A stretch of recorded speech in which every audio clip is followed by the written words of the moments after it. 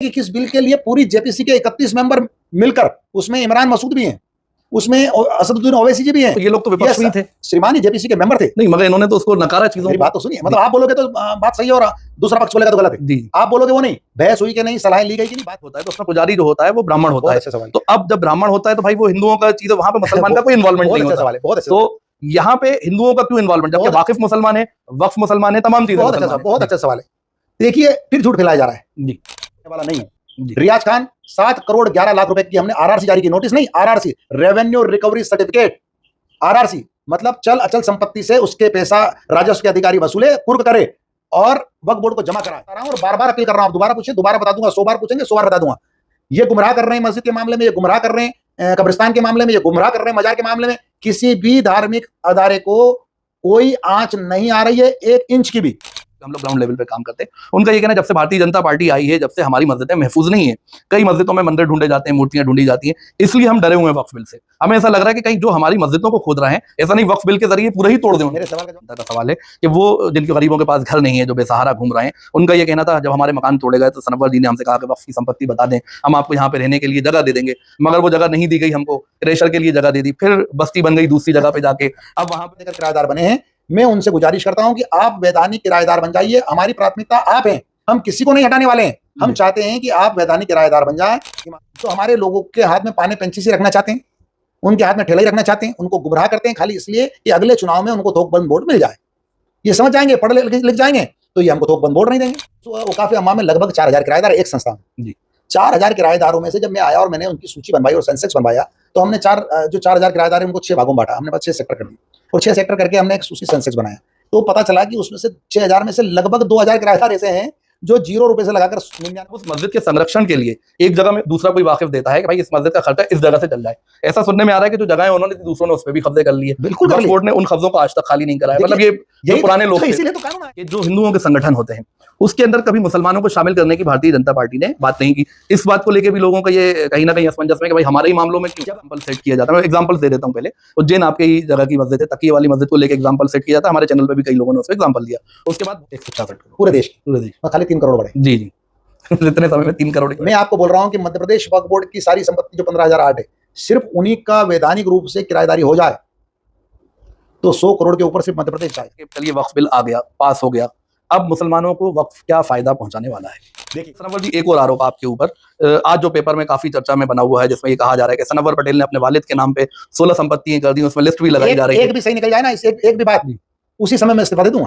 पटेल ने आते ही कब्रिस्तान की एक भूमि थी जिसको क्रेशर वालों को दे दिया है, उसका किराया भी बड़ा कम रखा है। इसको ये बड़ा बाग कब्रिस्तान के पीछे एक जगह है, लोगों का ये कहना है वो क्रेशर के लिए सनवर पटेल द्वारा दे दी गई है कि फलानी मस्जिद के अंदर मूर्ति है। अब वो मस्जिद में मूर्ति ढूंढी जा रही है, लोगों का जो डर है। अब उनका ये कहना है अभी तक तो हमारा वक्फ था जो हमारे लिए लड़ लेता था, अब हमारा वक्फ भी खत्म हो जाएगा तो लड़ेगा कौन? किसने वक्फ खत्म किया? जो झूठ बोल रहे हैं ना, वो अपनी संपत्तियों पर कब्जा करके बैठ जाएंगे, पैसा आएगा नहीं, नेक नियत नहीं होगी तो कहां से ये सब चीजें अच्छी होगी। अब इंशाल्लाह ताला कमाई को बढ़ाया जाएगा और इन सब चीजों की ईदगाह की जमीन पड़ी है उसको संरक्षण नहीं दिया जा रहा। वक्फ बोर्ड जो है वो हमारी जमीनों को खुद ही नकार रहा है सिरे से। जो खाली जगहें पड़ी हुई हैं उन पर ध्यान नहीं है, उनमें कोई ऐसे इदारे नहीं बनाए जा रहे कि भाई इसमें स्कूल बनाने की प्लानिंग की जाए, कॉलेज बनाने की प्लानिंग की जाए, या मस्जिद की जगह उनको सिक्योर करने की बात की जाए। बहुत अच्छा, की सबसे बड़े कला की जड़ थी जी, अविश्वास की जड़ थी। आप बताइए कि आपकी संपत्ति को मैं ये कह दूं कि हमारी और मेरा इंद्राज कर लूं तो आप क्यों सिद्ध करोगे? आपकी संपत्ति को अगर कोई कारण है तो मैं नोटिस दूं कि भैया मेरे पास ये कारण है, आपके पास क्या कारण है? पूरा बोर्ड कांग्रेसी लोगों का होता था। मैं इनसे पूछना चाहता हूं कि इन्होंने कौम की क्या भलाई की, और अगर इन्होंने भलाई की तो आज बेटे बेटियों के पढ़ने के हालात ये क्यों हैं? आज इनके हमारे बेटे तो अच्छी पढ़ाई करें और आम मुसलमान का बेटा ठेला लगाए। तो आप एक आदमी से पूछ लीजिए, ये जो धरना दे रहा है इनसे पूछ लीजिए कि आपने 70 साल में कितने बेटे बेटियों को पढ़ाने का काम किया।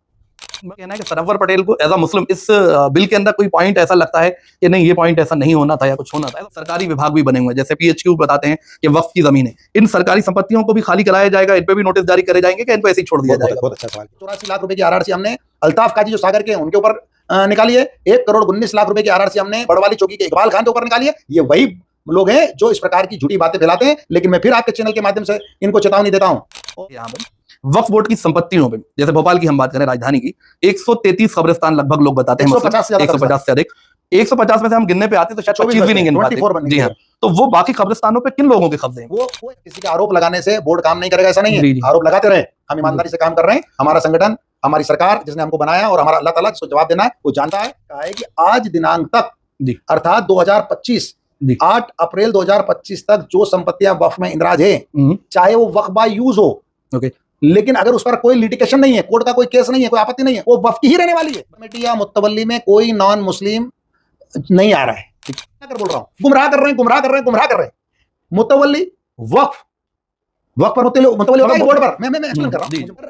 लोगों का ये दावा है उस मस्जिद को लेके कि वो वक्फ बोर्ड की जमीन पर मस्जिद बनी थी। सनवर पटेल ने कोई ऑब्जेक्शन नहीं दिया। सनवर पटेल एज वक्फ बोर्ड एक अध्यक्ष के तौर पे कोई ऑब्जेक्शन। ऐसी हमारी माँ बहनें जो जिंदगी में अपने घर से नहीं निकली, उनको डराकर धरने पर बिठा दिया। संपत्तियां जो वक्फ की हैं, जैसे मस्जिद है, कब्रिस्तान है, या दीगर फलाही काम के लिए हो रही है, यानी लोगों के प्रॉफिट्स के लिए हो रही है, उनके डॉक्यूमेंट्स आपको 65 दिन के अंदर पेश करने होंगे। यहाँ पे जनता का ये कहना है कि भाई हमारे पास 100 साल से संपत्ति थी, वक्फ बोर्ड में ही उसके पेपर थे, हमारे पास तो थे ही नहीं, तो हम कहाँ से 2024 के अंदर 8 लाख समथिंग कुछ हो गई। तो ये जमीन क्या वक्फ बोर्ड कब्जे कर रहा था या लोग दान कर रहे थे? मैं ऐसा नहीं बोल रहा हूं। मैं कह रहा हूं कि मुस्लिम पर्सनल लॉ बोर्ड के लोग, उसमें मुस्लिम पर्सनल लॉ बोर्ड जब तक सियासी लोगों का अखाड़ा नहीं था, तब तक अपने नेक नियत के साथ काम कर रहा था।